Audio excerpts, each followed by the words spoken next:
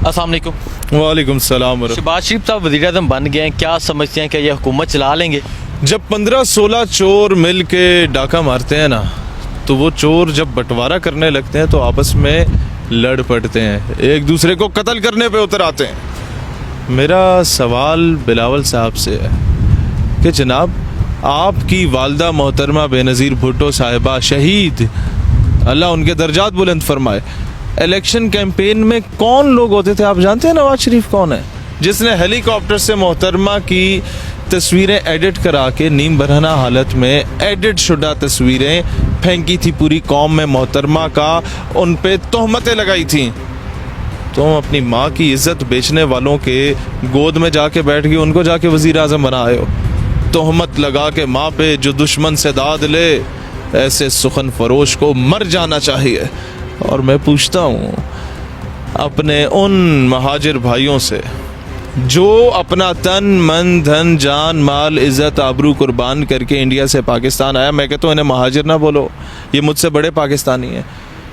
तुम लोगों की नुमाइंदगी करने वाले महाजिर को बेच गए हैं। इन्हें बताओ कि महाजिर ना नॉट फॉर सेल। और बेचा किसके लिए? जिन अंग्रेज़ों से गुलामी के छुटकारे के लिए पाकिस्तान बना, उन अंग्रेज़ों के आगे तुम लोगों को बेच आए महाजिरों। कब जागोगे तुम लोग? ये कहते हैं भिखारी कौम है, बेगर्स आर नॉट चूजर्स। भाई इन लोगों को बताओ कि मेरा पठान सारा दिन कूड़ा उठाने को तैयार होगा, भीख नहीं मांगेगा। मेरा पंजाबी सारा दिन, सिंधी सारा दिन, बलोच जो है वो सारा दिन, बलोचों की भी दस्तार बेची गई है। वो जिनको बलोच कहते थे कि हमारे जो लोग अगवा हो जाते थे उनकी रिहाई की बात करने आएंगे, अमेरिका की खातिर अपनी दस्तार बेच आए हैं। हम इन्हें बताते हैं हम वो नहीं जो जुब्बा व दस्तार बेचते हैं या मसलहत के नाम पे किरदार बेचते हैं। मैं ये कहता हूँ मेरा सिंधी, मेरा बलोची, मेरा पंजाबी सारा दिन सख्त धूप में खेतों में काम करेगा, भट्टों में काम करेगा, वो चिट्टा सफ़ेद भी है, उसका रंग काला स्याह हो जाता है, भीख नहीं मांगता। तुम कहते हो ये भिखारी कौम है।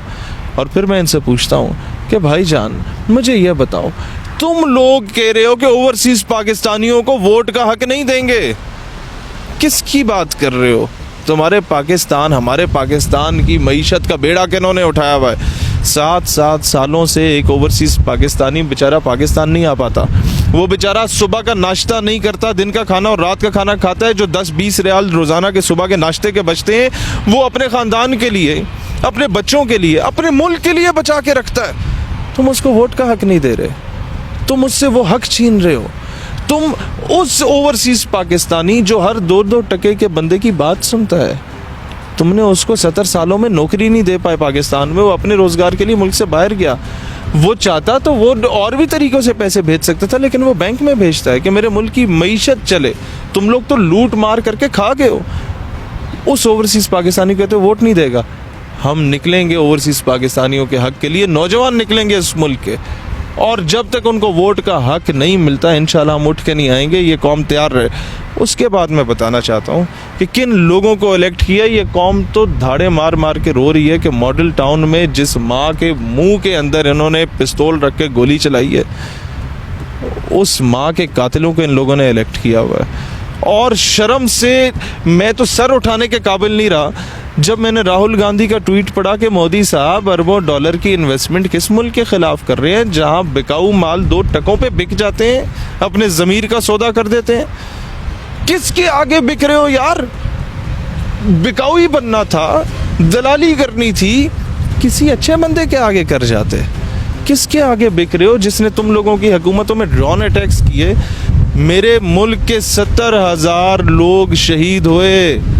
मेरे मुल्क के मदरसों में धमाके हुए, 6-6 साल के बच्चे शहीद होते हैं और कहा जाता है दहशतगर्द मारे गए थे।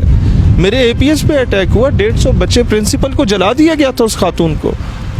तुम लोग उनके आगे दलाली करके बेकाए, जिनकी वजह से ये दहशतगर्दी हुई। जिन लोगों ने मेरे अगवानियों को दाढ़ियों से नोच के वो गुआंतानामो बे में भेजा था, उन्हें नीम बरहना हालत में बरहना करके बहन भाइयों के सामने एक दूसरे को स्टैंड कराए जाते थे। जो लोग जाके आफिया सिद्दीकी को खरीद चुके, हमारे मुंह पे थप्पड़ मार चुके कि मनाओ 14 अगस्त, मनाओ 23 मार्च। किस तरह मनाएं? किस मुंह से मनाएं कि हमारी बेटी अगियार के हाथों में? और उन्हीं अगियार के हाथों में तुम लोग जाके अपने ज़मीर का, अपनी कौम का सौदा कर आए हो, अपने ईमान का। यहाँ शाकिर शुजा आबादी रहमत अल्लाह उनके दर्जात बुलंद फरमाए, बल्कि अल्लाह उन्हें ज़िंदगी दे। शाकिर शुजा आबादी कहता मेरे मुल्क च खुदा डॉलर, मेरे मुल्क च नबी पैसा, इत्थे अमल ना कोई आवे, इत्थे मेहमान विकदे ने। अमल कांसी के बारे में कहा गया था।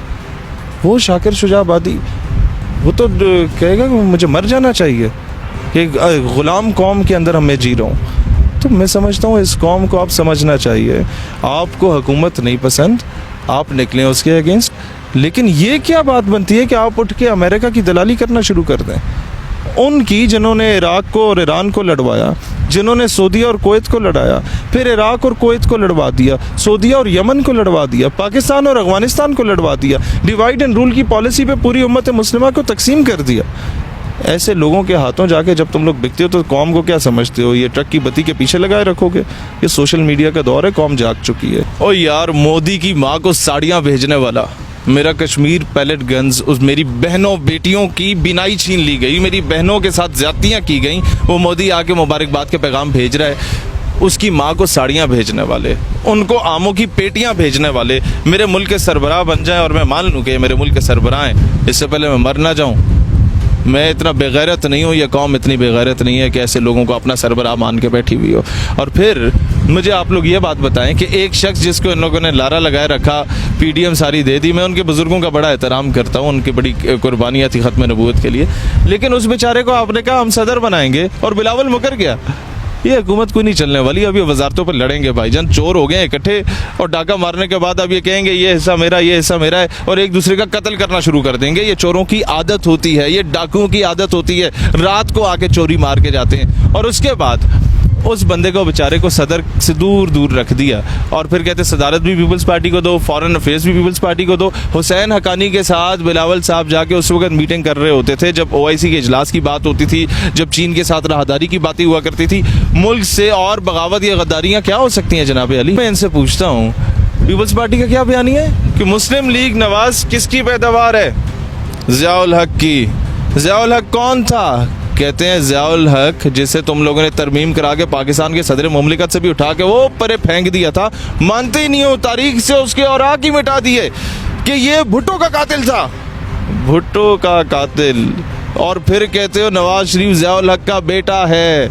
वो ज़ियाउल हक का बेटा, तुमने उसकी गोद में बैठ गए, उसको वज़ीर आज़म बना दिया, उसके चरणों में बैठ गए, शर्म से मर नहीं जाते?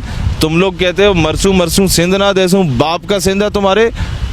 ये किसी के बाप की जागीर नहीं है, ये चंद घराने मेरे मुल्क के ऊपर काबिज हुए हुए हैं बंटवारा करके। एक घराना कहता पंजाब मेरा है, एक कहता महाजर मेरा है, एक कहता बलोच मेरा है, एक कहता सिंधी मेरा। नहीं, ये पाकिस्तान के हैं और पाकिस्तानी कौम अब खुददार हो चुकी है। ये कहते हैं कि जनाब तुम बिजली पानी गैस बाद में है, आलू घी प्याज टमाटर चीनी के जो भाव हैं ये बाद में है, पहले मुझे आज़ादी चाहिए। मेरी बहन के साथ ज़्यादती हो रही हो आफिया सिद्दीकी के साथ और तुम उस मुल्क के आगे दलाली कर रहे हो, नामंजूर। मैं तुम कहते हो जी सोने की सड़कें दे देंगे, सब कुछ दे देंगे, दूध की नहरें बहा देंगे, बहा दो, लेकिन ऊपर जब ठप्पा लगा होगा कि यूनाइटेड स्टेट्स ऑफ अमेरिका की एक छोटी सी एक गली ये भी है पाकिस्तान जिसको कहते हैं, मुझे बताओ ना हम सर उठा के कहाँ जिएंगे? मुझे ओवरसीज़ पाकिस्तानियों की कॉलें पिछले 3 दिनों से इतनी आ रही हैं और वो रो रहे हैं, कहते हैं हम सर उठा के जीने के काबिल होने ही वाले थे कि हम लोग अमेरिका को आंखें दिखाने लगे थे कि फिर ये लोग जाके कौम का ज़मीर का सौदा कर रहे हैं। ये ऐसे लोगों के साथ गुजारा नहीं हो सकता। अब कौम को समझ जाना चाहिए और कौम का मैदान में आना चाहिए।